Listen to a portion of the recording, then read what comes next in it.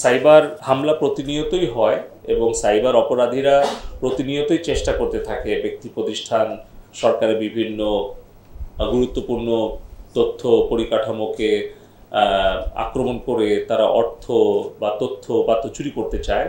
বর্তমান পরিস্থিতির প্রেক্ষাপটে আমরা এটাকে আরও বেশি গুরুত্ব দিচ্ছি এবং আমাদের যেগুলো গোয়েন্দা তথ্য উপাত্ত এবং আন্তর্জাতিক যেগুলো সংস্থার সাথে আমাদের যোগাযোগ রয়েছে তাদের তথ্য উপাত্তের পর্যালোচনা সাপেক্ষেই আমরা বড় ধরনের সাইবার হামলা হতে পারে আমাদের গুরুত্বপূর্ণ তথ্য পরিকাঠামোতে সেটাকে যাতে আমরা প্রতিরোধ করতে পারি সেই উদ্দেশ্য নিয়ে আজকে বসা।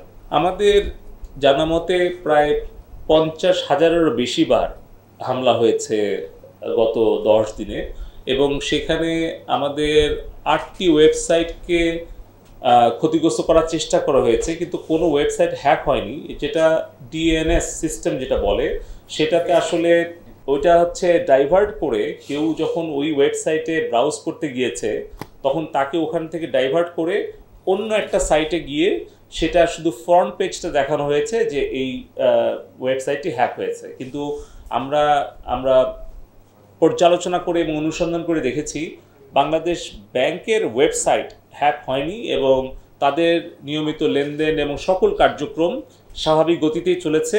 কিন্তু সেটাকে আমরা আইডেন্টিফাই করেছি যে কেন এটা হয়েছে, সেটাকে আমরা সমাধান করতে পেরেছি। কিন্তু যেহেতু আমাদের এই বিষয়টি আমরা গোপনে তদন্ত করেছি তাই আমি আর বিস্তারিত এর থেকে কিছু বলতে পারবো না। আমাদের জানা মতে 8টা ওয়েবসাইটে এই ধরনের একটা আক্রমণ করার প্রচেষ্টা হয়েছে, তবে আমাদের সরকারের কোনো প্রতিষ্ঠান থেকে কোনো অর্থ বা উপাত্ত চুরি হয়নি।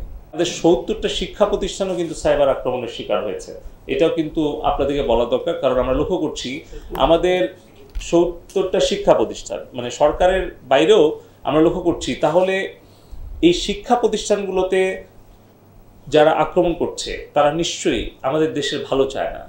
আমাদের দেশের ব্যাংক বা সরকারি প্রতিষ্ঠানকে আক্রমণ করে যারা ক্ষতি করতে চাচ্ছে তারাও নিশ্চয়ই বাংলাদেশে ভালো চায় না।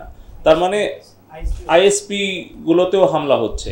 সো আমি সবাইকেই এটা অনুরোধ করছি যে আমরা যেন এই সকল সন্ত্রাসীদের বিরুদ্ধে সাইবার অপরাধের বিরুদ্ধে আমরা একদিকে সচেতন হই, অপরদিকে ঐক্যবদ্ধ থাকি, যেন কোনোভাবে আমাদের দেশের সম্পদ অর্থ বা উপাত্তের ক্ষতি কেউ করতে না পারে। আমাদের হেলথ সেক্টর সহ হেলথ, এডুকেশন, গার্মেন্টস, ফাইন্যান্স, পাওয়ার, এনার্জি, টেলিকম এগুলো গুরুত্বপূর্ণ যেগুলো ক্ষেত্র বা খাত, এগুলো প্রত্যেককেই আমরা সতর্ক করেছি যে এই ধরনের ফিজিক্যাল আক্রমণ যেরকম হচ্ছে হামলা, এর সাথে সাইবার আক্রমণও হচ্ছে এবং আরও বড় আকারে শক্তিশালী আক্রমণ হতে পারে। তার জন্য যেন সবাই সতর্ক থাকে। তো এর জন্য কিন্তু আমরা হেলথ সেক্টরকেও একটা গাইডলাইন দিয়েছি এবং তাদের কিছু প্রস্তুতি নেওয়ার জন্য বলেছি এবং সেই প্রস্তুতি নেওয়ার ক্ষেত্রে তাদের যদি কোনো দুর্বলতা থাকে তাহলে আমরা একটা ছোট কমিটি করে দিচ্ছি। তো ওই কমিটির কাছে তারা যদি তাদের সমস্যার কথাগুলো তুলে ধরে তাহলে আগামী 1 সপ্তাহের মধ্যে যারা তাদের দুর্বল দিকগুলো চিহ্নিত করে আমাদের সহযোগিতা চাইবে, তাহলে আইসিটি ডিভিশন একা না, টেলিকম ডিভিশন একা না, আমরা আরও 7টা প্রতিষ্ঠানকে এখানে আমরা সহযোগিতার জন্য আমরা দায়িত্ব অর্পণ করেছি।